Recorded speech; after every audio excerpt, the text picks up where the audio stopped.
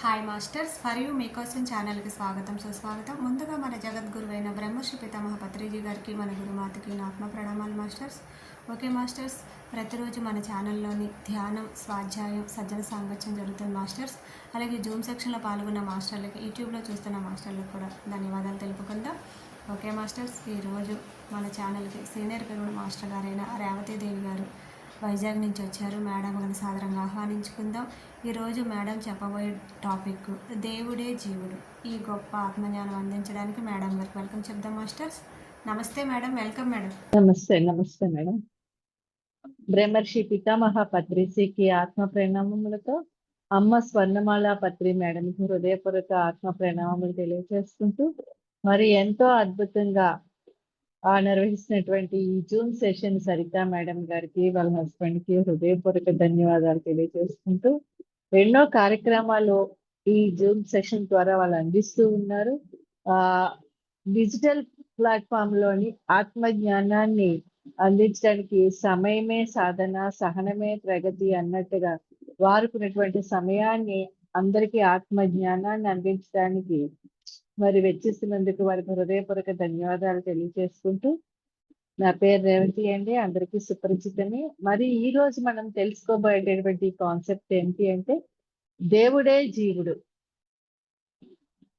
వింతగా ఉందనిపిస్తుంది. మనకి ధ్యాన నవరత్నాలలో దేహమే దేవాలయము, జీవుడే దేవుడు అని చెప్పారు కదా సారు. మరి దేవుడే జీవుడు అన్నారు ఏంటి అని చెప్పేసానంటే, జీవుడే దేవుడు అని సార్ చెప్పినటువంటి ఈ దేహాన్ని దేవాలయంగా చూసుకొని ఈ లోపల మనం ఏమైతే మనం జీవుడు అనుకుంటున్నామో ఆ జీవుడే దేవుడు అని మర్చిపోయినటువంటి మన యొక్క జన్మ రహస్యాన్ని తెలియచెప్పి మరి ఇన్ని సంవత్సరాలు అయినా కూడా మనము జీవుడుగానే ఉండిపోతున్నాం తప్పిస్తే దేవుడిగా మారే ప్రయత్నం చేయలేకపోతున్నాం. ఎందుకు? ఇంకా మనలో ఎక్కడో ఏదో ఒక మూల అమ్మో దేవుడి వేరే, నేను దేవుడు అంతటి వాణ్ణి కాను, నాకంత శక్తి లేదు, నా వల్ల కాదు అనేటువంటి ఒక అపనమ్మకము మనలో ఉండటం మూలాన దేవుడు అంటే నేనే అనే సత్యాన్ని మనం ఒప్పుకోలేకపోతున్నాం. ఎలా అయితే ఒక పెద్ద చెట్టులోని విత్తనము దాగి ఉందో, ఆ విత్తనములోంచి ఒక చెట్టు ఎలా మొలకెత్తుతుందో, అలాగే ఆ దేవుడిలోంచి వచ్చినటువంటి ఈ జీవుడే దేవుడు. అలాగే ఈ దేవుడిలోంచే మళ్ళీ జీవుడు వస్తాడు. అదే పునరపి జననం, పునరపి మరణం అనే చక్రం అన్నమాట. మరి అటువంటి చక్రంలోని మనం తిరిగి అలాగా ఎన్నో జన్మలు తీసుకున్నాక మరి మనము బ్రహ్మ మానస పుత్రులం కావాలి. బ్రహ్మ మానస పుత్రులు ఎప్పుడు అవుతాము? బ్రహ్మ అంటేనే క్రియేటర్, మానస పుత్రులు అంటే కో క్రియేటర్స్. మరి బ్రహ్మ మానస పుత్రులు ఎప్పుడు అవుతాము? మనము కూడా దేవుడులమే అని నమ్మినప్పుడు, ఆ దైవ శక్తిని మనము ఆచరణలో పెట్టగలిగినప్పుడు, మన సంకల్పాలు దేనికి పెట్టాలి, మన యొక్క ఆలోచనలు దేని మీద ఉండాలి, వాక్ సిద్ధి ఎలా ఉండాలి, ఇటువంటివన్నీ మనం చెప్పుకోగలిగినప్పుడే, ఆచరణలో పెట్టగలిగినప్పుడే బ్రహ్మ మానస పుత్రులం అవుతాం అన్నమాట. మనం అంటే ఎప్పుడైతే మనము కూడా ఒక పూర్ణాత్మ స్థితికి చేరుతామో అప్పుడే మనం కూడా మనలోంచి అంశాలని ఏర్పరచగలం అన్నమాట. ఎలాగైతే దేవుడు మనల్ని సృష్టించాడో అలాగే మనము కూడా దేవుళ్ళమైనప్పుడు జీవుల్ని సృష్టించగలము. అందుకే దేవుడే జీవుడు అని చెప్పాను. జీవుడే దేవుడు అన్నప్పుడు ఈ జీవుడు దేవుడిగా ఎదగడానికి మనం చేస్తున్నాం సాధన ఇవన్నీ. కానీ ఎప్పుడైతే మనము దేవుళ్ళం అవుతామో అప్పుడు మనము జీవులని సృష్టించగలుగుతాం. అది ఎప్పుడు జరుగుతుంది? మనము కూడా ఒక పూర్ణాత్మ స్థితికి చేరుకున్నప్పుడు. మరి మనము కూడా ఒక పూర్ణాత్మ స్థితికి వెళ్ళినప్పుడు అప్పుడు మనకి కూడా ఆ పై లోకాలకు వెళ్ళినప్పుడు మనం కూడా ఆ కారణ లోకాల్లో ఉన్నటువంటి వాళ్ళకందరికీ కూడా మళ్ళీ జన్మనిచ్చి భూమిపై నుంచి రావటానికి గట్టా మనము సహాయం చేయగలం. అది ఎప్పుడు జరుగుతుంది? మనము ఒక కో క్రియేటర్స్ కాగలిగినప్పుడు. అంటే మనమంతా దేవుళ్ళం అని చెప్పేసని ఒక నమ్మకం మనకి కలిగినప్పుడు. ఇప్పుడు చూసుకుంటే సీతాదేవిని దేవత అంటున్నాము, రాముణ్ణి దేవుడు అంటున్నాం, ఇలా కృష్ణుణ్ణి దేవుడు అంటున్నాం. అందరినీ వాళ్ళు దేవుడి కింద పూజిస్తున్నాం మనం. కానీ వాళ్ళు ఆ దేవుళ్ళే జీవుల కింద వచ్చారు కదా! వాళ్ళు పూర్ణాత్మల నుంచే వాళ్ళ అంశాత్మల కింద ఎలా వచ్చారో, కార్యాకారణ సంబంధంలాగా యుగానికి అవసరమైన అవతార పురుషుల్లాగా వాళ్ళొచ్చినప్పుడు, మరి సీతాదేవి భూదేవిలోంచి నాగలి దున్నినప్పుడు వచ్చింది అని చెప్పేసి దొరికింది సీతాదేవి అని చెప్పేసని మనం అనుకున్నాం. అనంటే అప్పుడు సీతాదేవి ఒక దేవతే కదా! అలాగే రాముడికి ఏదో ఒక పాయసము, ఫలము ఒక ఒక ఋషి ఒక దేవతల యొక్క ఆశీర్వాద ఫలితంగా పుట్టారు అని చెప్పేసని రామ లక్ష్మణులు భర్త శత్రుఘ్నులు అని చెప్పేసని మనం విన్నాం. అంటే ఏంటి? ఆ దేవుళ్ళు వాళ్ళని ఆ దేవుడి యొక్క అంశాత్మలే వాళ్ళొచ్చారు. అలాగే కృష్ణుడు కూడా మరి కంసుని సంహరించడానికి అన్నట్టుగా మరి ఆ జన్మ ఒక జీవాత్మగా జన్మ తీసుకొని వచ్చాడు. ఆ దైవాత్మ. అలాగే మనము కూడా ప్రస్తుత తరుణంలోని ఆ దేవతలమైనటువంటి మనమే వివిధ రూపాలలో జన్మలు తీసుకొని వచ్చినటువంటి దివ్యాత్మ స్వరూపులము మనము. పిరమిడ్ మాస్టర్లనే కాదు. ఈ భూమి పైన ఉన్నటువంటి అనాదిగా వచ్చినటువంటి త్రేతాయుగము, ద్వాపర యుగము, సత్యయుగము, కలియుగములో వచ్చినటువంటి వాళ్ళంతా సత్య సాయిబాబా ఒక దేవుడే, షిరిడి సాయిబాబా ఒక దేవుడే, రాముడు దేవుడే, కృష్ణుడు దేవుడే, బుద్ధుడు దేవుడే, అల్లా దేవుడే, జీసస్ దేవుడే, అందరూ దేవుళ్ళే. మరి అటువంటి దేవుళ్ళందరూ కూడా మానవ జన్మ తీసుకున్నారా లేదా? తీసుకున్నారా అనంటే వాళ్ళంతా కూడా అప్పుడే దేవుళ్ళ కింద అవ్వగలిగారు. దేవుళ్ళయ్యే జీవించారు. మానవుడిగా జీవించారు. దేవుళ్ళయ్యుండి రామకృష్ణ పరమహంస, వివేకానందుడు ఇలాగ ఎవ్వరు చూస్తున్నా కూడా వాళ్ళంతా రమణ మహర్షి వీళ్ళంతా దేవుళ్ళు. వాళ్ళు జీవుళ్ళుగా జీవించి ఆ జీవ దైవత్వముతోటి ఉన్నటువంటి ఆ శక్తిని ఏ విధముగా మనం జీవించవచ్చు, ఆ శక్తితోటి మనం ఏ విధంగా జీవించవచ్చు, జీవించే కళను నేర్పించారన్నమాట వాళ్ళు మనకి. ఆ జీవించే కళ ఏ విధముగా ఉండాలి. మనము దేవుళ్ళనే సత్యాన్ని మర్చిపోయినప్పుడు మనకి పత్రి సార్ తట్టి లేపి my dear God's, my dear co creators, my dear friends అని చెప్పేసని ఆయన మనల్ని ఇచ్చేస్తున్నప్పుడు, మనం దేవుళ్ళమేనా అనే ఒక ఇది మనకొచ్చింది. కానీ దాన్ని మనకి నమ్మకం రావడం లేదు. దాన్ని ఆచరించలేకపోతున్నాం. మరి అదే విధంగా చూసుకుంటే రామకృష్ణ పరమహంస కూడా ఒక జీవుడుగానే జీవించి ఒక దేవుడు యొక్క శక్తి ఎలా ఉందో ఆయన అలాగ ఉపయోగించుకున్నారు. ఆయన మామూలుగా ఒక శివుడి యొక్క ఆశీర్వాదంతోటి ఆ తండ్రికి కల్లో కనిపించి రాముడు నేను నీ కొడుకుగా పుడతాను అని చెప్పినప్పుడు, ఆహా! రాముడే నాకు కొడుకుగా జన్మిస్తున్నాడు కదా! అని రామకృష్ణ పరమహంస యొక్క తల్లిదండ్రులు ఆనందించినప్పుడు, మరి ఆ బిడ్డ పుట్టినప్పటి నుంచి ఆ కుటుంబంలో ఎంతో పేదరికంలో ఉన్నటువంటి కుటుంబంలోని మార్పులు రావటం మొదలుపెట్టాయంట. ఆర్థికంగా వాళ్ళంతా కూడా ఎదగడం మొదలుపెట్టారు. అంటే అది ఏ విధముగా వచ్చింది?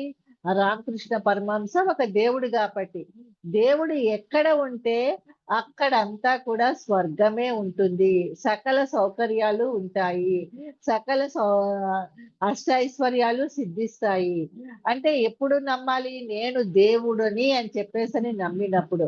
మన మీద మనకి నమ్మకము, విశ్వాసం ఉంచుకున్నప్పుడు. ఆహా! నేను దేవుడిని కదా! నాకు ఎప్పుడు ఏది కావాలో అప్పుడు నాకు అందించబడుతుంది కదా! అనే పూర్తి నమ్మకము, విశ్వాసము ఎప్పుడైతే మనలో ఉంటుందో అప్పుడు అది సిద్ధిస్తుంది. రామకృష్ణ పరమహంస తండ్రికి కూడా కలలో రాముడు కనిపించి, "నేను నీకు కుమారుడిగా జన్మిస్తాను" అని అన్నప్పుడు ఆయన నమ్మారు.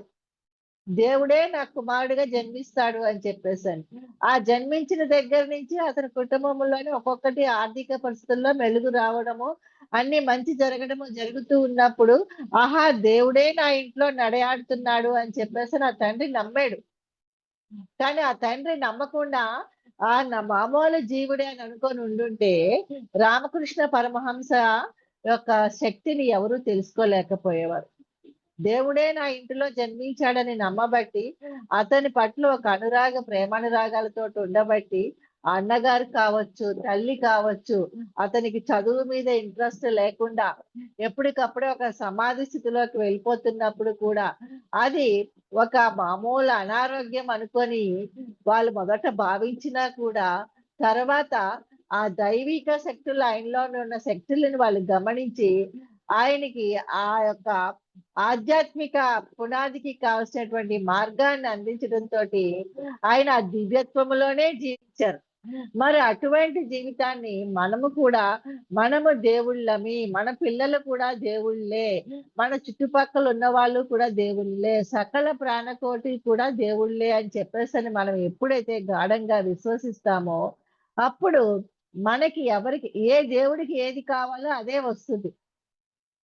అంటే చూడండి, శివుడికి ఒకటి ఇష్టమని చెప్పేసని విభూది ఇష్టమని శివుడికి పెడతాం. అలాగే వినాయకుడికి ఉండ్రాళ్ళు ఇష్టమని పెడతాం. అలాగే పార్వతీదేవికి పసుపు కుంకలంటాం. అలాగే విష్ణుమూర్తికి పాయసం పెడతాం. ఒక్కొక్క దేవుడికి ఒక్కొక్కటి ఎందుకు మనం నైవేద్యం పెడుతున్నాము? వాళ్ళకి ఇష్టం అని చెప్పేసని. అలాగే మనకి కూడా దేవుళ్ళైనటువంటి మనకి ఎన్నో ఇష్టాలుంటాయి. మనకి ఏది ఇష్టమో అదే మనకి లభిస్తుంది. అలా కాకుండా పక్క వాళ్ళతోటి పోల్చుకొని వాళ్ళకి అది ఉంది కదా, మనకు అది లేదు కదా అని అనుకుంటే అది మళ్ళీ జీవత్వంతోటి ఉన్నట్టు, దైవత్వంతోటి ఉన్నట్టు కాదు.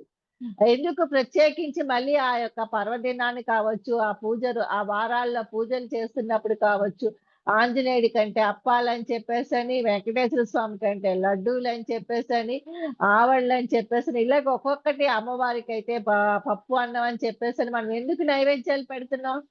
అంటే వాళ్ళ దేవుళ్ళని మనం ఎలాగిచ్చేస్తున్నామో, అలాగే మన మధ్య ఉన్నటువంటి మన పిల్లలు కావచ్చు, మన కుటుంబ సభ్యులు కావచ్చు, మన బంధుమిత్రులు కావచ్చు, వాళ్ళందరినీ కూడా దేవుళ్ళని నమ్మి వాళ్ళకి ఏది ఇష్టమో అది చెయ్యటమే పుణ్యకార్యము.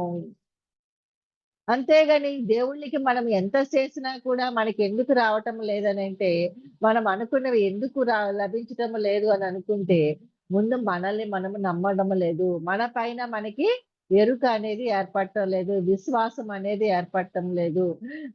ఈ దేవుడే జీవుడు. జీవుడే దేవుడు కాదు. ఈ దేవుడు. ఈ సరిత అనేవాళ్ళు ఒక దేవుడు.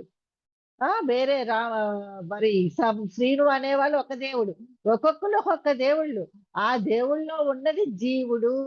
అంటే ఎలా జీవించాలి అని చెప్తూ ఉన్నారు వాళ్ళల్లో ఉన్న దేవుళ్ళు. ఆ దేవుళ్ళు ఈ విధంగా జీవించండి అని చెప్పారు. అది జీవించి ఆచరించాలి మనం. అలాగే మనము దేవుళ్ళని నమ్మి పక్క వాళ్ళు కూడా దేవుళ్ళే కాబట్టి వాళ్ళకి కూడా మనం ఒకరికొకరు సహాయ సహకారాలు అందించుకోవాలి. ఎందుకంటే పురాణాల్లో కూడా మనం చదువుకున్నాం. కృష్ణార్జున యుద్ధము, రామాంజనేయ యుద్ధము. మరి రాముడికి నమ్మిన బంటు హనుమంతుడు. కానీ ఎందుకు వాళ్ళకి యుద్ధం వచ్చింది? కృష్ణుడికి నమ్మిన స్నేహితుడు అర్జునుడు. మరి వాళ్ళకి ఎందుకు యుద్ధం వచ్చింది? అంటే అర్జునుడిలో ఎక్కడో అరిషడ్ వర్గము మిగిలి ఉంది. అందుకని చెప్పేసనే కృష్ణుడితోటి యుద్ధం చేయాల్సొచ్చింది. అంటే అక్కడ కృష్ణుడితోటి యుద్ధం కాదు. తనలో ఉన్నటువంటి అరిషడ్ వర్గంతోటి యుద్ధం.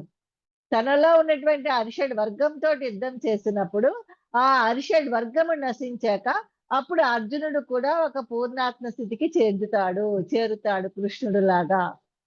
మరి ఆంజనేయుడు కూడా తనలో కూడా ఎక్కడో ఒక అరిషడ్ వర్గం ఉంది. ఆ అరిషడ్ వర్గాన్ని జయించడానికే రాముడితోటి యుద్ధం చేశాడు. ఎప్పుడైతే ఆ అరిషడ్ వర్గాన్ని జయించాడో అప్పుడు హనుమంతుడు కూడా పూర్ణాత్మ స్థితికి చేరగలుగుతాడు. ఒక రాముడి స్థితికి చేరగలుగుతాడు. అప్పుడు హనుమంతుడు కూడా అంశాత్మలను సృష్టించగలుగుతాడు. అప్పుడు మన అర్జునుడు కూడా అంశాత్మలను సృష్టించగలుగుతాడు.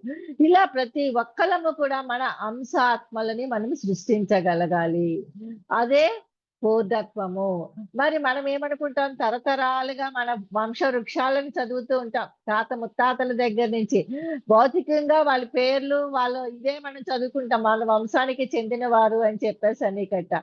కానీ ఉన్నది ఒకటే వంశము, దైవత్వము. మరి ఆ దైవత్వంతో ఉన్న వాళ్ళంతా కూడా అందుకే పితృదేవతలకి మనం పూజలు చేస్తూ ఉంటాం. వాళ్ళకేమని బట్టలు పెడుతూ ఉంటాం. మళ్ళీ వాళ్ళకి మనం ఏదైనా చేస్తున్నప్పుడు కార్యక్రమాలు చేసినప్పుడు వాళ్ళకి ఇష్టమైనవి వండి పెడతాం. అంటే ఏంటి? వాళ్ళు దేవుళ్ళుగా పూజిస్తున్నాం. అంటే ఇక్కడ మనతో పాటు కలిసి జీవిస్తున్న వాళ్ళని దేవుళ్ళుగా మనం ఒప్పుకోలేకపోతున్నాము. దేవుళ్ళుగా మన వాళ్ళకి పూజించలేకపోతున్నాము. కానీ ఈ భూమిపై నుంచి వెళ్ళిపోయిన వాళ్ళకి మనకు దేవుళ్ళని నమ్ముతూ ఉన్నాము. వాళ్ళు నవ్వుతూ ఉంటారు మనల్ని చూసి. భూమిపైన ఉన్నటువంటి మీరంతా ఎంతో పైలోకాల్లో ఉన్నటువంటి మేము అంతే. మీరు మాకన్నా తక్కువ కాదు. మీకన్నా మేము ఎక్కువ కాదు.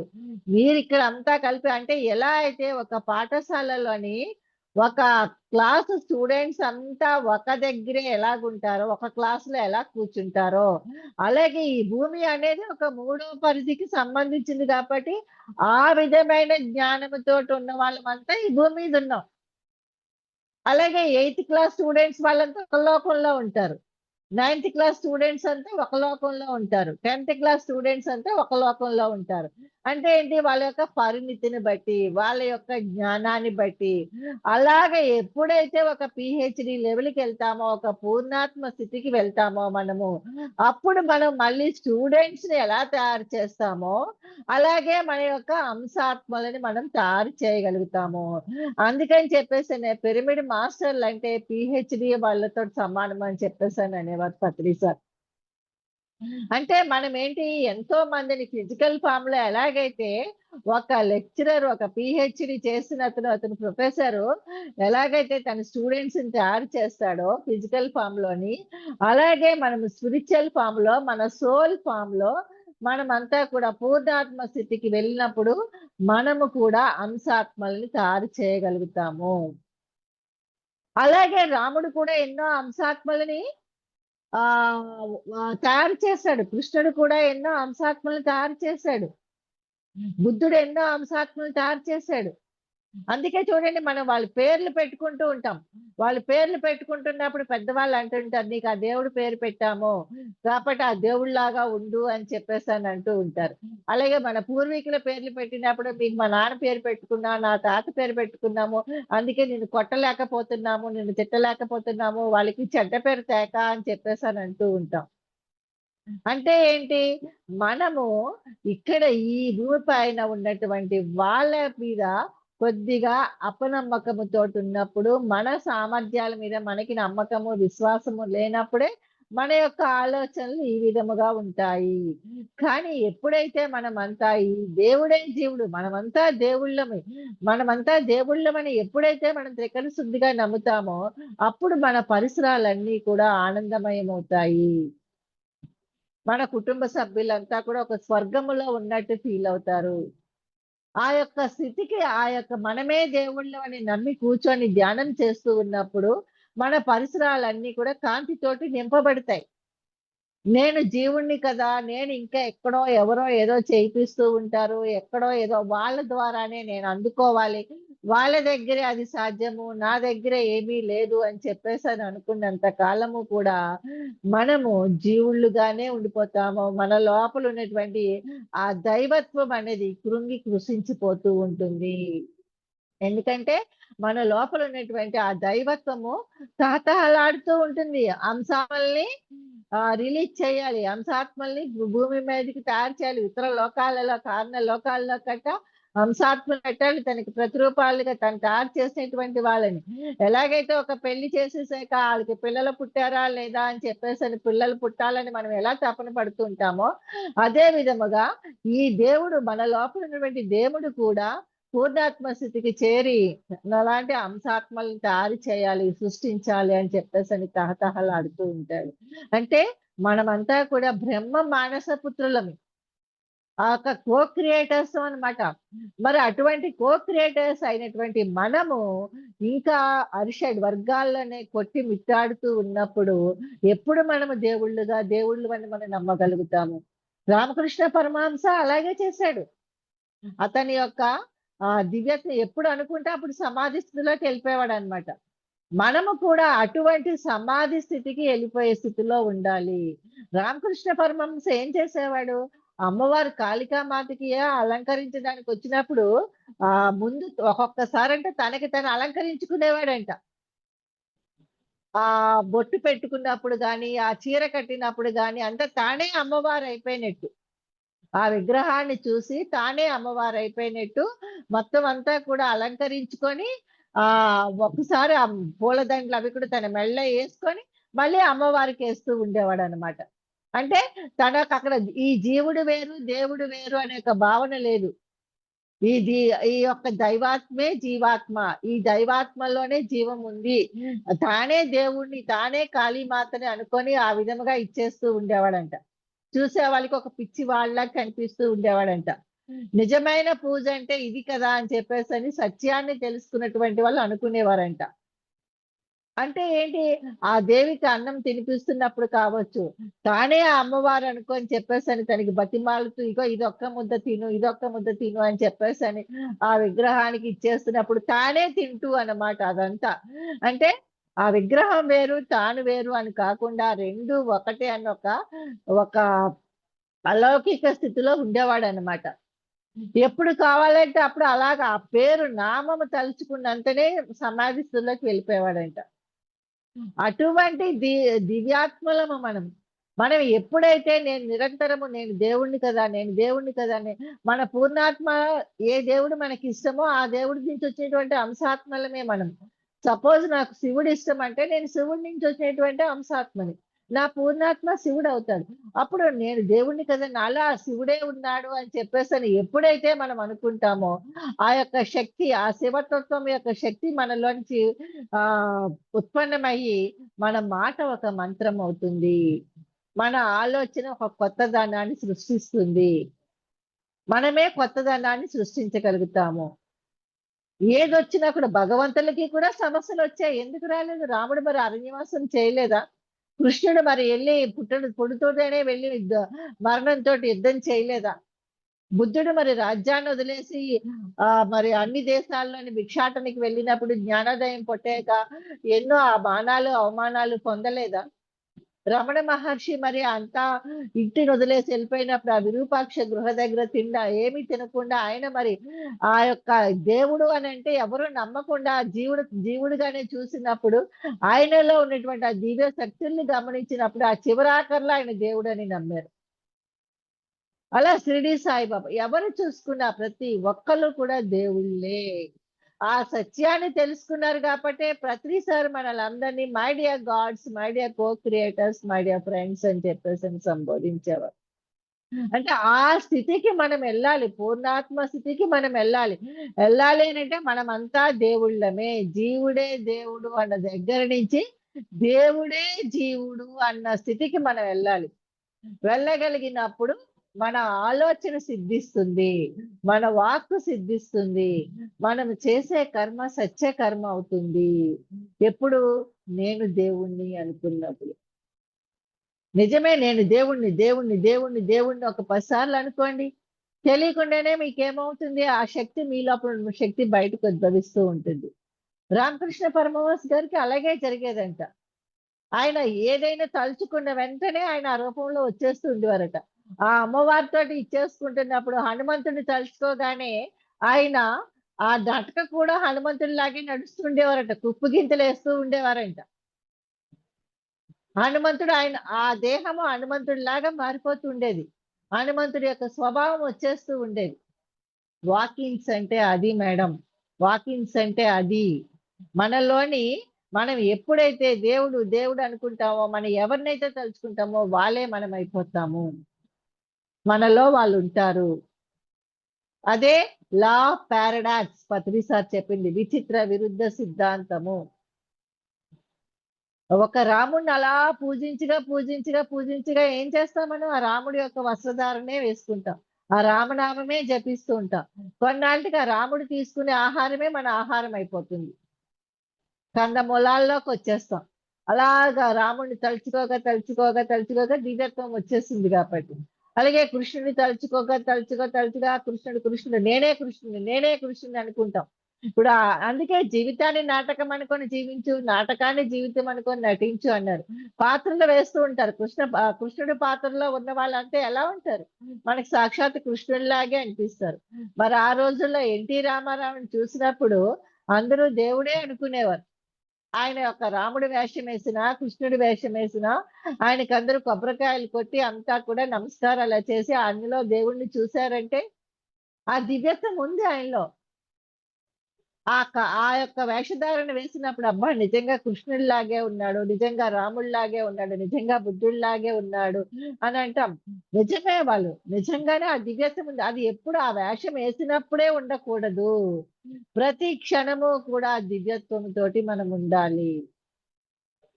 ఆ యొక్క అలంకరణతోటి ఆ యొక్క వేషధారణ అన్నది కాదు. జ్ఞానధార అన్నది ఇంపార్టెంటు. శక్తి ధార అన్నది ఇంపార్టెంటు. ఆ శక్తితోటి మనం మమేకం అయిపోవాలి. ఆ జ్ఞానంతోటి మనం మమేకం అయిపోవాలి. రాముడి జ్ఞానంతోటి మమేకం అయిపోవాలి. కృష్ణుడి జ్ఞానంతోటి మమేకం అయిపోవాలి. బుద్ధుడి జ్ఞానంతోటి మమేకం అయిపోవాలి. అంటే నేను దేవుడు. అప్పుడు మనమే ఆ బుద్ధుడే మనం అయిపోతాం. ఆ రాముడే మనం అయిపోతాం. ఆ కృష్ణుడే మనం అయిపోతాం. ఆ శివుడే మనం అయిపోతాం. రామకృష్ణ పరమహంస అటువంటి స్థితిలో ఉండేవారు. ఆయన మనం కోరుకోవాల్సింది ఆధ్యాత్మికంలో అటువంటి స్థితి కావాలి. సమాధి స్థితి, నిర్వికల్ప సమాధి స్థితి. ఎప్పుడు కూర్చుంటే అప్పుడు మనం సమాధి స్థితికి వెళ్ళిపోయే స్థితిలో ఉండాలి.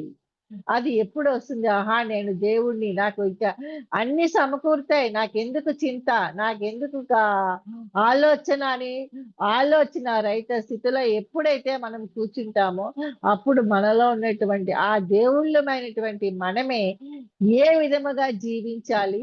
జీవించడానికి కావాల్సినవి ఏవి కావాలి? ఏవి అవసరము అనేది మన దగ్గరికొస్తుంది. అవసరమైనవే మన దగ్గరుంటాయి. అనవసరమైనవన్నీ మన దగ్గరికెళ్ళిపోతాయి. ఎందుకంటే మనం దేవుళ్ళమి. ఆ దేవుళ్ళమైనప్పుడు మళ్ళీ ఆ దివ్య లోకానికి వెళ్ళినప్పుడు, మన పుట్టింటికి వెళ్ళినప్పుడు, మనతో పాటు పట్టుకెళ్ళేదేమో మనతోటే ఉంటాయి. మనం ఇక్కడ ఏవైతే వదిలేసి వెళ్ళిపోతామో అయన్నీ కూడా ఇక్కడ వదిలేసి వెళ్ళిపోవలసినవి వదిలేసి వెళ్ళిపోతాం కాబట్టి అవేవి మన దగ్గర ఉండవు. అంటే అదే మనస్సు చేసే మాయ నుంచి బయటపడడము. మనస్సు ఎప్పుడు ఒక జీవుడిలాగా కోరికలతోటి ఇవి కావాలి, అవి కావాలి, ఇవి కావాలనే కోరుకుంటూ ఉంటుంది. కానీ దేవుడు తన సంకల్పము ద్వారానే అన్ని సృష్టించుకుంటాడు. పైలోకాల స్వర్గం ఎక్కడో ఉంది, పైనుంది అని చెప్పేసని ఇక్కడున్నటువంటి స్వర్గాన్ని వదిలేస్తున్నాం మనం. పైన స్వర్గంలోకెళ్ళాక ఆనందంగా జీవించాలి, స్వర్గంలో ఉండాలి అనుకుంటున్నాం గానీ, ఇప్పుడు ప్రస్తుతము వర్తమానములో ఉన్నటువంటి మన జీవితాన్ని నేను దేవుడిని, నేనే ఇక్కడ స్వర్గాన్ని సృష్టించుకుంటాను అని చెప్పేసని మనం అనుకుంటే ఎంత ఆనందంగా జీవించగలుగుతాం? మన రాముడు శివుడు శివపురాణాల్లో గట్టా చూసాం. శివుడు ఎక్కడున్నాడు? విభూది రాసుకొని పర్వత కోణాలని ప్రకృతిలోనే జీవించాడు. రాముడు ఎక్కడ జీవించాడు? ప్రకృతిలోనే జీవించాడు. అయోధ్యకొచ్చి ప్రకృతిలో ఉన్నప్పుడే ఆనందంగా ఉన్నాడు. అయోధ్యకొచ్చి రాజమర్యాదలతోటి ఉన్నా కూడా అంతఃపురంలో అతను మళ్ళీ కిందనే కటిక నేలపైనే పడుకొని ఉంటూ ఉండేవాడు. ఆ దివ్యత్వం అనేది ప్రకృతితోటి అనుసంధానం అయినప్పుడే ఉంటుంది. మనము దేవుళ్ళమి. మనం ఎన్నో చూస్తూ ఉంటాం. ఆ ప్రకృతి మాతతోటి అనుసంధానం ఏంటంటే ప్రకృతి పులకరిస్తుంటుంది. ఆ యొక్క దీనికి మనలో ఉండే దివ్యత్వాన్ని చూసి. కానీ మనమే ఆ ప్రకృతిని వదిలిపెట్టేసి, ఈ యొక్క ఏదైతే జీవుడు కోరుకుంటున్నాడో, ఆ కోరికల వెంబడి పడుతూ ఉన్నప్పుడు, మనము చేసేటటువంటి సాధన కావచ్చు, మనం పొందుతున్నటువంటి జ్ఞానం కావచ్చు, ఆచరణ యోగంలోకి రావటం లేదు. అది ఎప్పుడైతే ఆచరణ యోగంలోకి రావటం లేదో, అప్పుడు మనము మళ్ళీ ఒక జీవుడిలాగే జీవిస్తున్నాము. పూర్ణాత్మ స్థితికి చేరుకోలేకపోతున్నాము. ఆ పూర్ణాత్మ స్థితికి చేరుకోలేకపోవడం వల్ల పునరపి జననం, పునరపి మరణం అనే చక్రములోనే మనం ఇరుక్కుంటున్నాము. అటువంటి అద్భుతమైన సత్యాన్ని మనకి పత్రిసార్ అందించారు. అందరూ బ్రహ్మ మానస పుత్రులు కావాలి అని చెప్పేసని. అంటే అందరము కూడా క్రియేటర్స్ కావాలి. మరి అవుతూ ఉన్నాం. పిరమిడ్ మాస్టర్‌లు ఏదైనా అనుకుంటే ఎందుకయిపోతుంది? మనం ఒక ఏది కూడా ఒక సంకల్పం మనం పెట్టుకుంటే, ఆ సంకల్పము అవుతుదా? లేదా? అని ఒక మీమాంసలోకి ఉండకుండా, తప్పకుండా అవుతుంది అని చెప్పేసని త్రికరణ శుద్ధిగా ఆ సంకల్పం పెట్టినప్పుడు అది అవి తీరుతుంది. ఎందుకంటే మనమే దేవుడిని అని నమ్మినప్పుడు. పిరమిడ్ మాస్టర్ వేరు, పైనున్న హాస్టల్ మాస్టర్స్ వేరు అన్నది కాదు. హాస్టల్ మాస్టర్సే మనము. మనమే హాస్టల్ మాస్టర్స్. ఎందుకంటే, మనం ఈ లోకం నుంచి పై లోకాలకు వెళ్ళగలము. పై లోకాల నుంచి కిందకి లోకాలకొస్తాము. అలాగే మనం ఎలాగైతే ఈ ఆత్మ సూక్ష్మ శరీరం ద్వారా పైలోకాలకు వెళ్తుందో, అలాగే పైలోకవాసులు కూడా ఇక్కడికొస్తారు. మనం ఎలాగా ప్రయాణం చేస్తున్నామో వాళ్ళు అలాగే ప్రయాణం చేస్తూ ఉంటారు. ఎలాగైతే ఢిల్లీ వాళ్ళు హైదరాబాద్‌కొస్తారో, హైదరాబాద్ వాళ్ళు ఢిల్లీకెళ్తారో అదే విధముగా. కానీ మనమేం చేస్తాము అజ్ఞానముతోటి పైలోక వాసులు వేరు. వాళ్ళ దగ్గర ఏవో అధికమైన శక్తులున్నాయి. వాళ్ళ యొక్క బ్లెస్సింగ్స్ మనకి కావాలి. వాళ్ళ యొక్క దీంట్లో మనము వాళ్ళ యొక్క శక్తి ఉంటేనే మనం ఏదైనా చేయగలము అని అనుకుంటూ ఉంటాం. కానీ మనలో కూడా అటువంటి అద్భుతమైన శక్తి ఉంది అని ఎప్పుడైతే మనం నమ్ముతామో, ఆ నమ్మకమే మనలో ఉన్నటువంటి శక్తి ద్వారా మన సంకల్పాలన్నీ మనం నెరవేర్చుకునే అవకాశం ఉంటుంది. ఎంతో మందికి మన అనుభవాల ద్వారా మనం వింటూ ఉన్నాం. కొంతమందికయ్యి, కొంతమందికి అవ్వకపోవడానికి కారణం ఏమిటి అనంటే, వాళ్ళల్లో ఆ దేవుడు అనేటువంటి నమ్మకం లేకపోవటము. అనుభవాలంటే, ఆ అనుభవాలు ఏవో చెప్తుంటే వింటూ ఉంటాం. క్లాప్స్ కొడుతూ ఉంటాం. కానీ ఆ అనుభవాలను కూడా నమ్మటానికి లోపల ఉన్నటువంటి మనస్సు ఒప్పుకోదు. ఏమో అది ఎంత నిజమోలే, ఏదో చెప్తుంది అని చెప్పేసని అనుకుంటూ ఉంటాం. కానీ దే దైవత్వపు స్థితిలో వాళ్ళు పొందినది ఏదైతే ఉందో అది కరెక్ట్ అని ఎప్పుడైతే సత్యం అని ఎప్పుడైతే మనం అనుకుంటామో అప్పుడు మనము దేవుళ్ళమే. అలా కాకుండా వాళ్ళు ఏదో మాయలో ఉన్నారు అని చెప్పేసని అనుకుంటే మనము జీవుళ్ళుగానే ఉంటాము. దేవుళ్ళుగా ఉండలేము.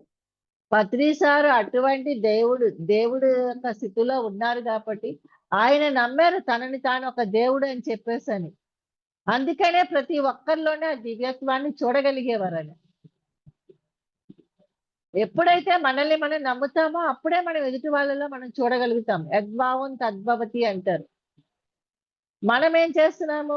ఒక ప్రాపంచిక జీవితంలో జీవిస్తూ పునరపి జననం, పునరపి మరణం చక్రంలో ఇచ్చేస్తూ మనసు చేసే మాయలో పడిపోతూ పక్క వాళ్ళతోటి పోల్చుకుంటూ వాళ్ళలాగే జీవించాలని అనుకుంటున్నాం గానీ, రాముడిలాగా రాముడుంటాడు, కృష్ణుడిలాగా కృష్ణుడుంటాడు, బుద్ధుడిలాగా బుద్ధుడుంటాడు, వెంకటేశ్వర స్వామిలాగా వెంకటేశ్వర ఉంటాడు. ఒక్కడే పరమాత్మ అన్నప్పుడు ఇన్ని రూపాలు ఎందుకొచ్చాయని ఒక్కసారి మనం ఆలోచిస్తే, అలాగే మనమందరం కూడా వివిధ రూపాలలో ఉన్నటువంటి దేవుళ్ళమి అని ఒక ఆలోచన మనకొస్తుంది.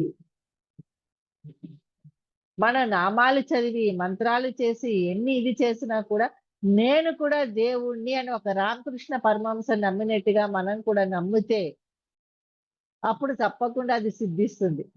ఈ సత్యం తెలియకముందు ఒకసారి మా కొలీగ్ కూడా వరలక్ష్మి పూజ చేస్తూ ఉన్నప్పుడంట ఆవిడ అమ్మవారికి ఆ విగ్రహం అది తయారు చేసుకొని ఆభరణాలవి ఆర్టిఫిషియల్‌వి తీసుకొచ్చి పెడుతూ ఉన్నప్పుడు, ఆవిడకి ఎప్పటినుంచో నల్లపూసల గొలుసు వేసుకోవాలని ఉండేదంట.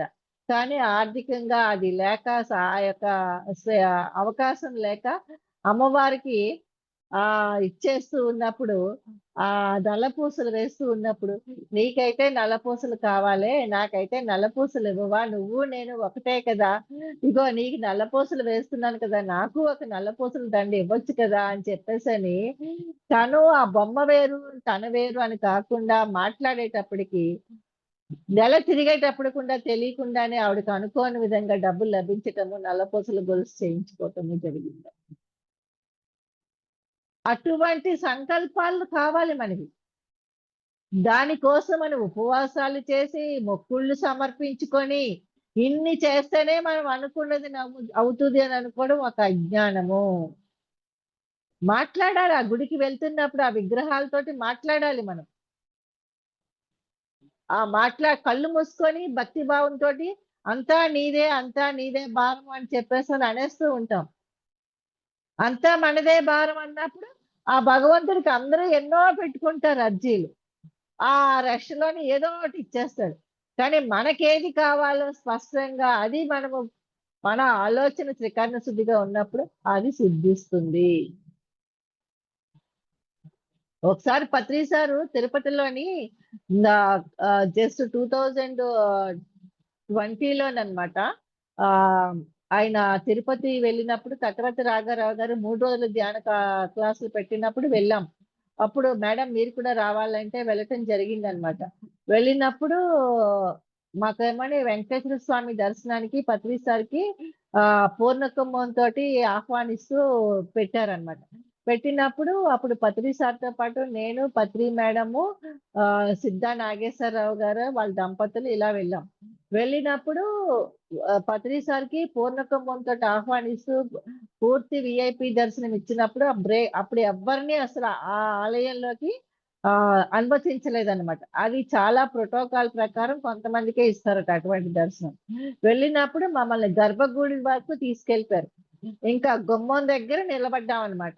అప్పుడు హారతులు అన్నీ ఇచ్చేసినప్పుడు పత్రి సారు ఆ విగ్రహంతోటి సేము ఆ విగ్రహం వేరు, తను వేరు అని అనుకోలేదు. ఆ విగ్రహము తాను ఒకటే అనుకోని, ఒక కైలాసం నుంచి శివుడు రాముడిని విష్ణుమూర్తిని చూడ్డానికి ఎలా ఎళ్తాడో వైకుంఠానికి, బ్రహ్మని చూడ్డానికి ఎలాగైతే బ్రహ్మలోకానికెళ్తాడో, అలాగే తాను కూడా ఆ విష్ణు లోకానికి వచ్చినట్టుగా ఆయన ఫీలయ్యారు. దర్శనం అయిపోయింది. మేమొచ్చి జస్ట్ అలాగ ఒక దగ్గర కూర్చునేటప్పటికల్లా, ఒక కోయదర వెంకటేశ్వర స్వామి ఒక కోయదర రూపంలోని అంత నల్లటి విగ్రహం ఎంత నల్లగా ఉందో, అంత నల్లటి రూపంతోటి, అంత దీనితోటొచ్చి పత్రి సార్‌కి వచ్చి లైవ్‌గా మాట్లాడాడు. నేనే పక్కనుండి చూసాను. "నువ్వు నేను ఒక్కటే. నువ్వు ఏదైతే ప్రపంచమంతా తిరిగి చేస్తున్నావో, నేను ఈ కొండ కోణల్లో చేస్తున్నాను. నువ్వు నన్ను దర్శించుకోవడానికొచ్చినప్పుడు, నేను నిన్ను దర్శించుకోవడానికి రావాలి కదా! అందుకే వచ్చాను" అని చెప్పేసి. లైవ్‌గా స్పష్టంగా ఇప్పుడు నేనెలా చెప్తున్నానో అలా మాట్లాడాడు. అంటే తాను దేవుడిని గాబట్టి పత్రి సారు దేవుడు గాబట్టి మరి ఆ దేవుడిని చూడటానికి దేవుడే వచ్చాడు. మనం ఎప్పుడైతే దేవుళ్ళమవుతామో, మనం నమ్ముతామో, అప్పుడు మన చుట్టుపక్కల వాళ్ళంతా దేవుళ్ళే అని ఒక దీంతో మనం ఉన్నప్పుడు, వాళ్ళ నోటిలోంచి ఏదొచ్చినా, వాళ్ళ ద్వారా ఏమి జరుగుతున్నా, ఆహా! ఆ దేవుడు అలా చేశాడు అని చెప్పేసననుకుంటాం. ఆ దేవుడేదో నాకు నేర్పిస్తున్నాడు అని అనుకుంటాం. మన పిల్లల్లోనే ఆ దేవుడిని చూడగలిగినప్పుడు, పిల్లలకేమీ తెలీదు. పిల్లల్ని పిల్లల్లాగా మనము చూడము. అది నిజమైన సహకారం. ఒకళ్ళకొకళ్ళు సహకరించుకోవడం. దేవుడు ఎప్పుడైనా సరే భిక్ష అడుగుతాడా? అడగడు. ఎందుకంటే తనే సృష్టించుకుంటాడు. అలాగా ఎప్పుడైతే మనం సృష్టించుకోవడం మొదలు పెడతామో, ఆ సృష్టి లోపలే మిగతా వాళ్ళంతా కూడా మనకి సహకరిస్తారు ఒకళ్ళకొకళ్ళు. ఆ యొక్క దీనితోటే మన పిఎస్ఎస్ మూవ్‌మెంట్ చేతిలో పైసా లేకపోయినా ఎన్నో అద్భుతమైనటువంటి యజ్ఞాలు, యాగాలు అన్నీ చేస్తూ ఉంటున్నారనంటే ముందు మన మీద మనము దేవుళ్ళమి. మనం ఎంత అనుకుంటే అంత వస్తుంది. తథాస్తు దేవతలనేవారు పైనుంటారు. ఆ తథాస్తు దేవతలు పైనుంటారని అనుకుంటాం. ఆ తథాస్తు దేవతలు మనలోనే మన ఆలోచన రూపంలో ఉన్నారు. అమ్మో! నా వల్ల కాదు. నేను చెయ్యలేను. అనుకుంటే అవ్వదు. ఎందుకంటే అక్కడ మన మీద మనకి నమ్మకం లేదు. మనం తథాస్తు మనలో ఉన్న తథాస్తు దేవతలే తథాస్తు అనేస్తారు ఎప్పుడైతే మనం అలాగనుకుంటామో. అమ్మో! నాకు తలనొస్తుంది అని చెప్పేసని అనుకుంటే, మనలో ఉన్న తథాస్తు దేవతలు అదే అదే జరిగేటట్టు చేస్తారు. అమ్మో! ఈ డబ్బులా? ఇప్పుడు అది పెట్టాలంటే అయిపోతుందేమో ఆ డబ్బులకి.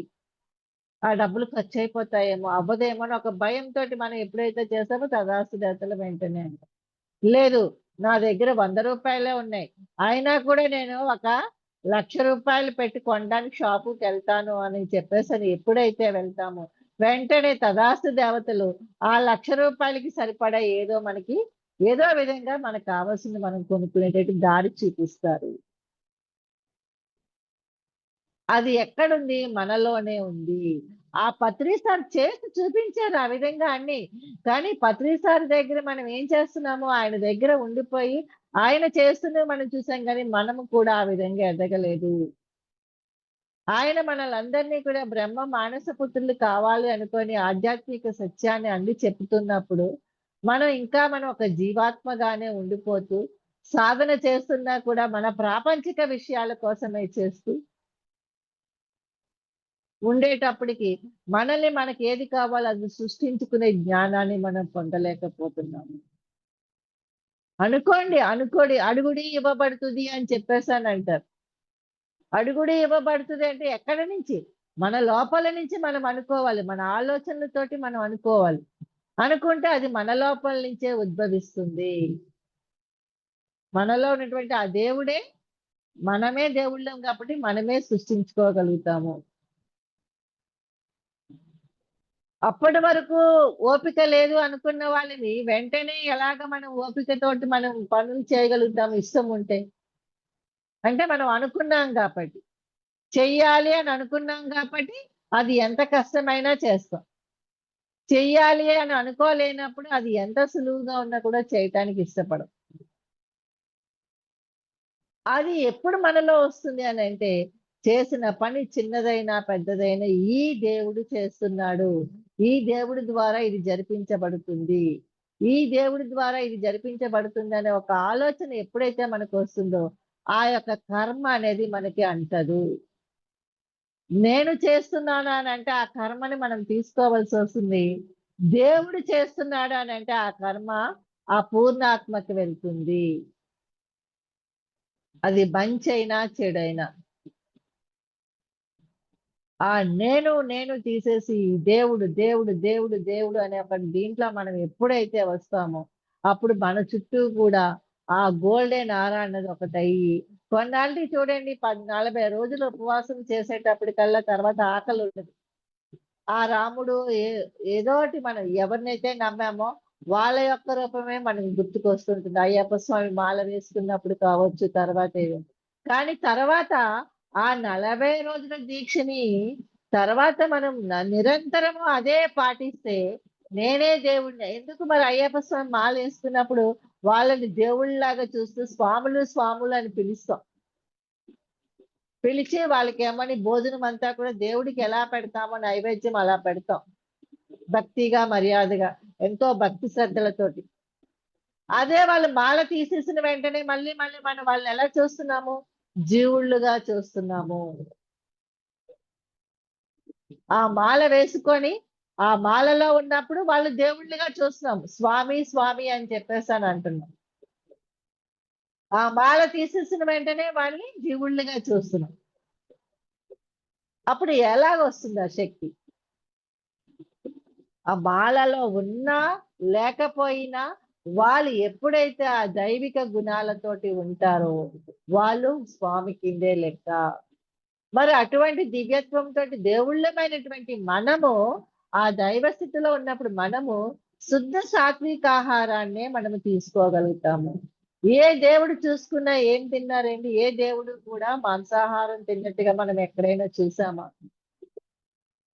ఏ దేవుడు కూడా మాంసాహారం తినలేదు. పళ్ళు ఆరగించాడు. పాలు తీసుకోవడం చూసాము. అటుకులు తీసుకోవడం చూసాము. ఇలాగ ఏ దేవుడు చూసుకున్నా కూడా శుద్ధ సాత్విక ఆహారమే తీసుకున్నారు. వెన్న తినడం చూసాం. కందమూలాలు తినడం చూసాం. ఎంత కావాలో అంతే తీసుకొని బుద్ధుడు తీసుకోవడం చూసాం. మరి అటువంటి ఆ దైవత్వపు దేవుడికి కావాల్సింది ఏదో మనకి అందుతున్నప్పుడు అది కాకుండా ఒక ప్రాపంచిక సుఖాల కోసం అని చెప్పేసని కోట్లాను కోట్లు సంపాదించాలి అని చెప్పేసని ఎంతో ఆధ్యాత్మిక స్థితికి వచ్చినటువంటి మనము ఎక్కడికి వెళ్ళిపోతున్నామండి? పరమాత్మలమైనటువంటి మనము జీవాత్మలుగా చివరికి జారిపోతూ ఉన్నాము. ప్రతి దానికి కోరిక అసత్యము మాయలో పడిపోతూ ఉంది. మన దగ్గర పత్రిసారి చెప్పింది ఏంటి? నీ శక్తి కొలది చెయ్యు అని చెప్పారు. ఒక్కొక్క దేవుడికి ఒక్కొక్క శక్తి ఉంటుంది. కుమారస్వామి ముల్లోకాలు నెమల మీద వేసుకొని తిరిగినప్పుడు వినాయకుడు తన శక్తి తెలుసు కాబట్టి తన తల్లిదండ్రుల చుట్టూనే తిరిగాడు. 3 లోకాలు తిరగలేదు. తన తల్లిదండ్రుల చుట్టూ తిరిగినా కూడా ఎలాంటి ఇది కావాలో అదే లభించింది వినాయకుడికి. ముల్లోకాలు తిరిగొచ్చిన కుమారస్వామికి కూడా ఏది లభించాలో అదే లభించింది. ఇక్కడ గణాలకు అధిపతి అయితే వినాయకుడు అక్కడ సైన్యాధ్యక్షుడు అయ్యాడు కుమారస్వామి. అలాగా మన శక్తి పరిధిలో మనం ఏది చెయ్యాలో అది సృష్టించి చేసినప్పుడే నేను కూడా దేవుణ్ణి అనేటువంటి ఒక నమ్మకము మనలో బలపడుతుంది. చెప్పినప్పుడు వినేసి ఊరుకొని విన్నప్పుడు ఆ నిమిషంలో అనుకోకుండా ప్రతి నిమిషము కూడా నేను దేవుణ్ణి, నేను ఏదో ఒకటి సృష్టించాలి, నేను దేవుణ్ణి కదా. చిన్నపిల్లలు దైవంతో సమానం అంటారు చూడండి. వాళ్ళు ఆడుకుంటున్నప్పుడు ఒకే విధమైన ఆట ఆడరు. ఒక 5 నిమిషాలు ఒక ఆట ఆడతారు, మళ్ళీ దాన్ని పక్కన పెడతారు. ఆడిన విధంగా కాకుండా వేరే విధంగా ఆడుతూ ఉంటారు. సృష్టించుకుంటూ ఉంటారు వాళ్ళు కొత్తదనాన్ని. కానీ మనమే ఏం చేస్తున్నామండి అజ్ఞానంతోటి ఇది ఇలాగే ఉండాలి. మా తాత ముత్తాతల నుంచి వచ్చిన ఆ సాంప్రదాయాలు ఇవి. దీన్ని మార్చటానికి వీల్లేదు. ఇలాగే ఉండాలి. ఇదే విధంగానే జీవించాలి. మా తాత ముత్తాతల నుంచి ఈ విధంగానే జీవించారు. మా అత్తగారు ఇలాగే జీవించారు. మా అత్తగారు వాళ్ళ అత్తగారు ఇలాగే జీవించారు. ఇవే సాంప్రదాయాలు, ఇవే ఆచారాలని మనం అనుకుంటున్నాము. కానీ ప్రస్తుతంలో ఉన్నటువంటి మనము కూడా దేవుణ్ణమే. మనం ఒక కొత్తదనాన్ని సృష్టించాలి. దానికన్నా ఉన్నతమైనటువంటి ఒక కొత్తదనాన్ని సృష్టించాలి. ఆధ్యాత్మిక సత్యాన్ని మనం పట్టుకోగలగాలనే ఒక ఆలోచన మనకి రాదు. కానీ మన పూర్వీకులు వాళ్ళు ఎక్కడికెళ్ళినా నడిచి వెళ్ళేవారు. బళ్ళు ఉపయోగించేవారు కాదు. అన్ని రుబ్బుకొని, ఇసురుకొని, దంచుకొని ఇలాంటి పనులు చేసేవారు. కానీ అవి మళ్ళీ మనం తీసుకోం. మనకి సుఖపడడం కావాలి కాబట్టి ఇప్పుడున్నటువంటి టెక్నాలజీ పరంగా ఏవైతే వస్తున్నాయో కష్టపడకుండా జరిగే పనులు ఏవైతే ఉంటాయో అవి కావాలని మనం అనుకుంటాం. కానీ కష్టపడకుండా ఎవరు దేవుడు కాలేరు. రాముడు 14 సంవత్సరాలు అరణ్యవాసం చేశాడు. దేవుడే కదా. మరి అరణ్యవాసం ఎందుకు చేశాడు? ఆ కష్టములోనే జ్ఞానం ఉంది. మన జీవిత లక్ష్యం ఉంటుంది. ఎలాగైతే ఒక విత్తనములోనే మహావృక్షం ఉంటుందో అలాగే మన యొక్క ఈ దైవత్వములోనే మన యొక్క కష్టములోనే మన జీవిత లక్ష్యం అనేది ఉంటుంది. మన జీవిత లక్ష్యాన్ని మనం సాధించుకోవాలంటే వచ్చేది కష్టము కాదు అని మనం సంతోషించాలి. ఆహా, నా జీవిత లక్ష్యానికి చేరువలో నేను వెళ్తున్నాను, నా జీవిత లక్ష్యం వైపు నేను ప్రయాణిస్తున్నాను అని ఎప్పుడైతే మనము అనుకుంటామో అప్పుడు మనకు ఎదురవుతున్నవన్నీ కష్టాలు నష్టాలు లాగా అనిపించవు. దాని వల్ల కష్టమైతే కష్టాన్ని నుంచి కూడా ఒక జ్ఞానం వస్తుంది, నష్టమైతే నష్టాన్ని నుంచి కూడా ఒక జ్ఞానాన్ని పొందుతాము. అన్ని పొందగలుగుతున్నప్పుడు అప్పుడు మనం ఏమవుతాము? దేవుళ్ళమి. దైవతా పురాణాలు చదువుతూ ఉంటే ఒక్కొక్కరిది ఒక్కొక్క దీంట్లోని ఎన్నో మనకి లభిస్తూ ఉంటాయి. సతీదేవి మరి ఆ శివుణ్ణి చేరుకోవడానికి ఎంత కష్టాలు పడింది. మరి పార్వతీదేవి దక్షయజ్ఞంలోకి వెళ్ళి ఆ సతీ దక్షయజ్ఞంలో వెళ్ళి అక్కడ మరి తను కష్టపడి అక్కడ ఒక అవమానాన్ని పొంది తన దేహాన్నే అర్పించుకోవాల్సి వచ్చింది. ఇలాగ ఏదైనా సరే మానవం మధురం అవమానం మధురం అని పత్రిసారి ఎందుకు చెప్పారు అన్నది మనకి తెలిసినప్పుడు నేను దేవుణ్ణి కదా, ఆహా నాకు పత్రిసారి అది ఎందుకు చెప్పారు అన్నది మనకు అర్థమవుతుంది.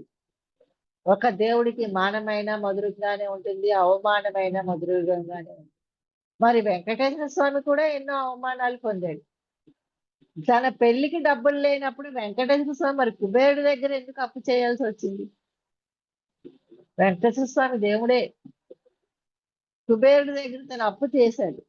అప్పు చేసి తన యొక్క దీన్ని ఇచ్చేసాడని చెప్పి మన గ్రంథాల్లో చదివాం. అక్కడ అది అప్పులాగే కనిపిస్తుంది, కానీ అది ఒక్కొక్క సృష్టి. ప్రతిదీ కూడా మనకి ఒక్కొక్క దాన్ని ఒక్కొక్కటి సృష్టించుకోవటము. అక్కడ సృష్టించుకోవడంలో ఏమవుతుంది? ఆ కార్యము జరుగుతూ ఉంటుంది. అదే కార్య సంబంధము. ప్రాపంచిక జ్ఞానంతో ఉన్న వాళ్ళు అది అప్పు అనుకుంటారు. ఆధ్యాత్మిక జ్ఞానాన్ని పొందిన వాళ్ళు అక్కడ ఒక కార్యం జరిపించబడుతుంది. అక్కడ పెళ్లికి కుబేరుడి దగ్గర నుంచి అప్పు చేశాడు అని మనం చదువుతూ ఉంటాం.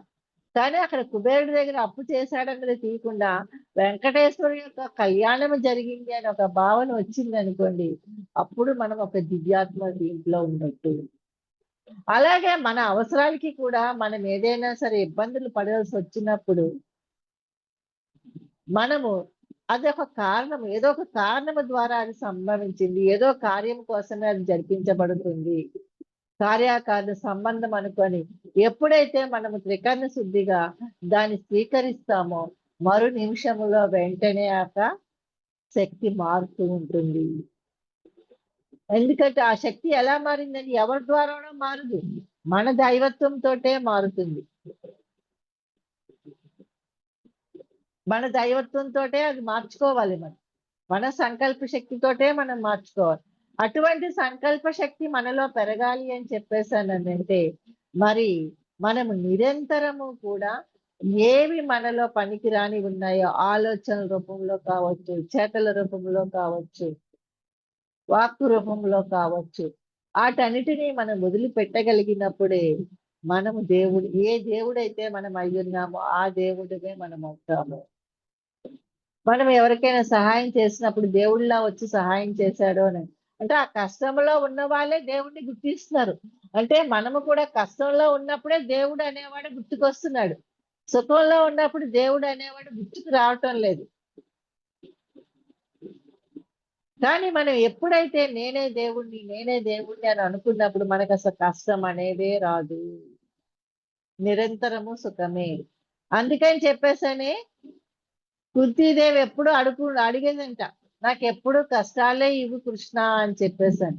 ఎందుకంటే ఆ కష్టాల్లో ఉన్నప్పుడే తాను ఒక దైవశక్తితో ఉన్నాను అని చెప్పేసి నాకు తెలుస్తూ ఉంటుందని. కష్టాలలోంచే మనల్ని మనం ఎదుగుతాము. ఎలాగైతే బురదలోంచి ఒక కమలము ఉద్భవించిందో ఆ విధముగా మన చుట్టూ ఈ ప్రాపంచిక జీవితంలోని ఎంతో మన ఆర్థిక సంబంధం కావచ్చు, అనారోగ్య సంబంధాలు కావచ్చు, కుటుంబపరమైనటువంటి బాంధవ్యాలు కావచ్చు, ఏవైతే ఉన్నాయో వాటన్నిటిని మనము తామరాక మీద నీటి బిందువులాగా స్వీకరించగలిగినప్పుడు, ఏదొచ్చినా స్వీకరించగలిగినప్పుడు, మీ వల్లే అలాగయింది, మీ వల్లే ఇలాగైంది, లేదంటే ఇది ఇలాగయ్యేది, అలాగయ్యేది అని మనం ఎప్పుడైతే స్వీకరించకుండా నిందాలు వేయాలని చూస్తామో, ఒకరికొకరము వాళ్ళు వీళ్ళు అనుకుని ఉంటామో, అప్పుడు మనం అనుకున్నది మనము సాధించలేము. మనం దివ్యత్వంతోటి ఉండలేము. ఒక మానవుడిగానే జీవిస్తాం.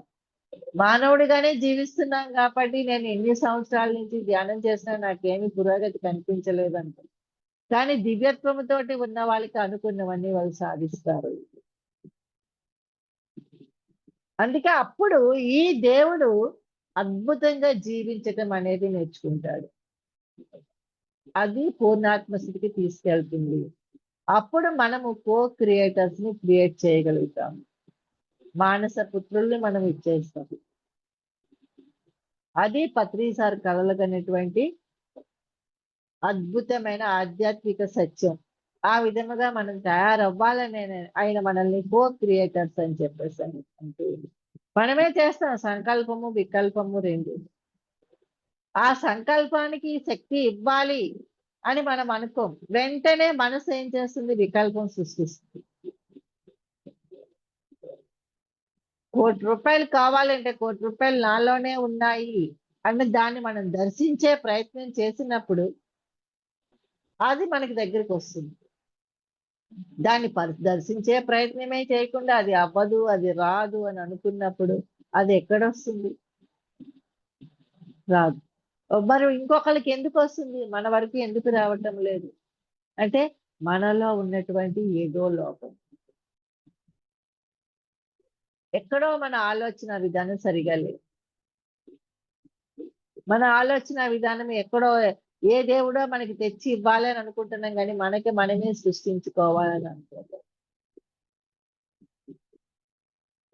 ఎప్పుడైతే మనకి మనమే సృష్టించుకోవాలి, ఆ సృష్టించడం అన్నది నాలో నేను కూడా ఒక దేవుడినే కదా అని నిరంతరము కొత్త ధనానికి మనము వెంపర్లాడుతూ ఉన్నప్పుడు స్వర్గము ఆ నిమిషములో ఉంటుంది మనతో. అందుకే పత్రిజీ మార్పుకి హారతి అన్నారు. రామకృష్ణ పరమహంస ఆ విధంగానే జీవించారు. మనం ఆ స్థితికి వెళ్ళిపోవాలి. ఇలా కూర్చున్న వెంటనే కళ్ళు మూతలు పడిపోవాలి. ధ్యాన స్థితిలోకి వెళ్ళిపోవాలి. సమాధి స్థితిలోకి వెళ్ళిపోవాలి. ఎప్పుడు కావాలంటే అప్పుడు బయటకు రావాలి. కూసంత సమయం దొరికినా కూడా కళ్ళు మూసుకొని కూర్చోమని చెప్పారు పత్రికలో. కానీ మనం ఏం చేస్తాము? అక్కడే బాహ్య విషయాల పట్ల మనం ఆకర్షితులం అయిపోతూ ఎన్నో ర్యాలీలు చేస్తున్నాము, ఎన్నో యజ్ఞాలు చేస్తున్నాం, యాగాలు చేస్తున్నాం, 1 డే క్లాసులు కండక్ట్ చేస్తున్నాం. కానీ అవన్నీ కూడా ఒక దివ్యత్వపు స్థితిలో చేయటం లేదు. నేనే దేవుణ్ణి, నేనే దేవుణ్ణి, నేను ఆ చీపురు పుల్ల ఎక్కడ తీసి అక్కడ పెట్టినా కూడా నా దైవ కార్యం ఇదే అని చెప్పేసి మనం ఎప్పుడైతే చేస్తామో అది మనకి అద్భుతమైన ఒక సత్యకర్మని చేస్తుంది. ఆ నేను అనేది ఎప్పుడు పోయిందో అప్పుడు మనము కూడా దివ్యాత్మ స్వరూపులం అవుతాం. దేవుళ్ళమే. అందుకే జీవుడే దేవుడు కాదు, దేవుడే జీవుడు. ఆ దివ్యత్వంతో ఉన్నటువంటి మనము అజ్ఞానంతో జీవుడిగా జీవించాలని అనుకుంటున్నాం. కానీ ఆ జ్ఞానాన్ని పొందితే నిరంతరము దైవత్వంతో ఉంటాము, దేవుళ్ళలాగే ఉంటాము. ఎవరికో కష్టాన్ని తీరిస్తే దేవుళ్ళలాగా వచ్చి ఆదుకున్నావమ్మా అని అంటంలో ఏంటంటే దేవుడు మనలోనే ఉన్నాడు కదా. మనమే దేవుళ్ళం కదా. ఆ కష్టం తీర్చినప్పుడే దేవుడు అయ్యాము. ఉత్తప్పుడు దేవుడు ఎందుకు కాలేకపోయాం? మరి ఆ వ్యక్తి ఈ వ్యక్తి ఒకటే కదా. ఆ కష్టం తీర్చినప్పుడే దేవుడు అయ్యి మిగతా అప్పుడు కాదు అనే భావన లేకుండా కష్టం తీర్చినా తీర్చకపోయినా అంతా దైవమే. మమాత్మ సర్వభూతాత్మ అంతటా నిండి ఉన్నది ఆ దైవ పదార్థమే. అదే భగవద్గీతలో కృష్ణుడు చెప్పాడు, మీరు తినే అన్నపు మెతుకులో కూడా నేనే ఉన్నాను అని చెప్పేసి. మీరు పీల్చే గాలిలో నేనై ఉన్నాను. ప్రతి అణువణువున నేనై ఉన్నాను అని. మరి అన్ని తీసుకుంటున్నటువంటి మనము దేవుళ్ళమే కదా. అటువంటి దివ్యత్వ స్థితిని మనము గుర్తుంచుకోలేకపోవటం వలన, ఎరుక లేకపోవటం వలనే ఒక సామాన్యమైన జీవుడిలాగా జీవిస్తున్నాము. సో మై డియర్ ఫ్రెండ్స్, నేను నేను జీవుణ్ణి కాదు దేవుణ్ణి అని నిరంతరము మీకు మీరే గుర్తు చేసుకోండి. అప్పుడు తప్పకుండా మీరు ఏదైతే అనుకుంటున్నారో సకల సౌకర్యాలు మీరు పొందగలరు. లోకా సమస్త సుఖినో భవంతు అన్నట్టుగా ప్రతి ఒక్కళ్ళము దేవుళ్ళమే. ఎవరో ఎక్కువ కాదు, ఎవరు తక్కువ కాదు. ఏ విధముగా అయితే ఒక దేవుడిగా ఉన్నటువంటి బ్రహ్మర్షి పత్రిజీ మనలాంటి ఇన్ని కోట్ల మంది మానస పుత్రుల్ని ఆయన తయారు చేశారు. మరి అటువంటి మనము కూడా ఆ యొక్క స్థితికి చేరుకొని మనము కూడా ఎంతో మంది ఆ మానస పుత్రులు తయారు చేయాలని నాకు ఇంతటి అద్భుతమైన అవకాశం ఇచ్చినందుకు మీ అందరికీ కూడా హృదయపూర్వక ధన్యవాదాలు తెలియజేసుకుంటూ thank you, thank you, thank you. Thank you madam, thank you so much madam. For you మీకోసం మన ఛానల్కి వచ్చి ఎంతో గొప్ప ఆత్మజ్ఞానం అందించారు మేడం. Thank you madam.